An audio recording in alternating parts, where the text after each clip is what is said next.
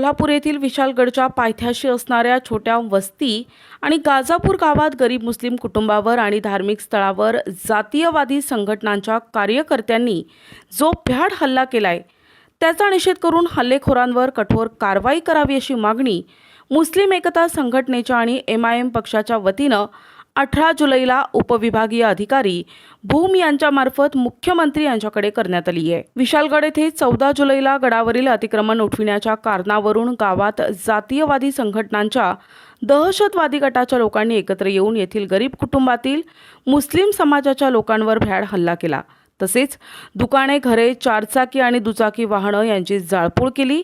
लहान लेकरं, महिलांना मारहाण केली। या घटनेचा आम्ही तीव्र निषेध करत आहोत। या बाबीची शासन म्हणून आपण गांभीर्यानं दखल घ्यावी, जेणेकरून भविष्यात समाजामध्ये शांतता टिकून राहील असं निवेदनात म्हटलंय।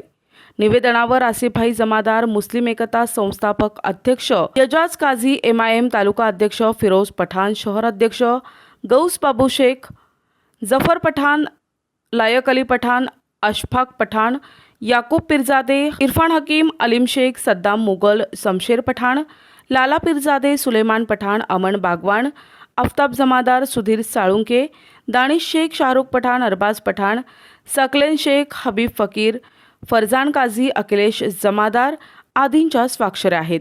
घटनेचा आज आम्ही जाहीर निषेध करतो। फक्त महाराष्ट्रात नाही, पूर्ण भारतातून या घटनेचा जाहीर निषेध होतो। आणि महत्त्वाची बाब म्हणजे त्या घटनेत फक्त 18 जणांवर गुन्हा दाखल झाला।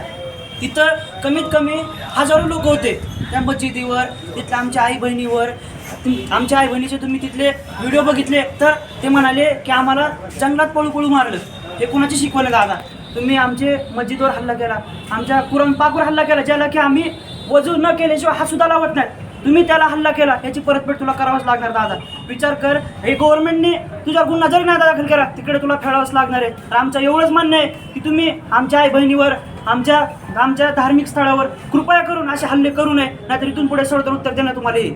विशालगढ़ पे जो घटना हुई है, मैं इतना कहना चाहूँगा कि वहाँ पर जो अतिक्रमण था वो प्रशासन के ज़रिए हटाया जा सकता था, लेकिन वहाँ पर कुछ शरपसंदों ने मिलकर जो है तो वहाँ पर जो है तो मस्जिद की जो घटना है, मस्जिद को जो तोड़फोड़ करी गई। और वहाँ पर दूसरा, और उसमें जो महत्व का बोलना है कि कुरान पाक जो हमारा पवित्र ग्रंथ है उसको जो है तो वहाँ पे जलाया गया।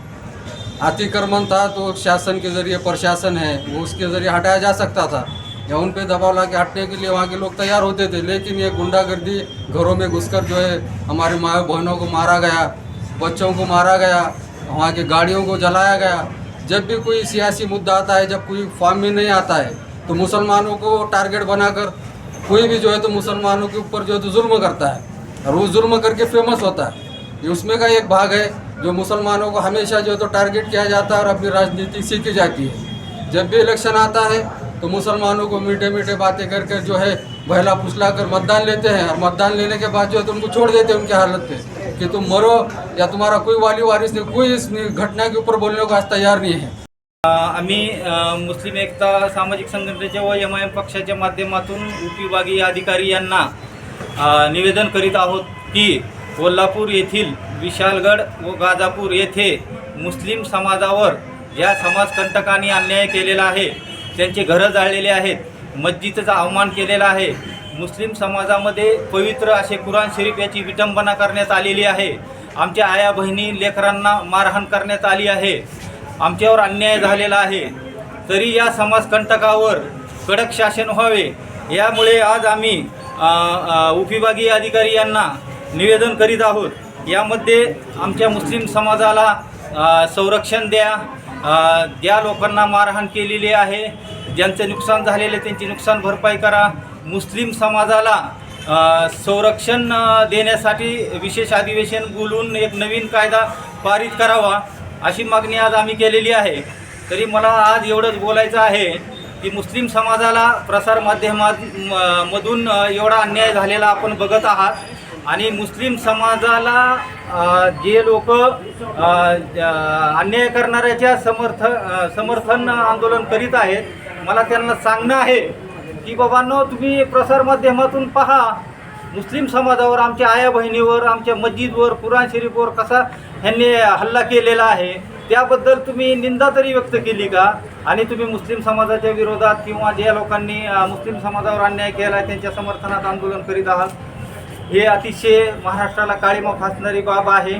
मुस्लिम समाजावर अन्याय झालेला आहे, त्या अन्यायाला कुठेतरी वाचा फोडण्याचा एक प्रामाणिकपणे आम्ही मुस्लिम समाज प्रयत्न करीत आहोत. आज आम्ही निवेदन करीत आहोत. प्रतिनिधी गौश शेख, NTV न्यूज मराठी, भूम, धाराशिव.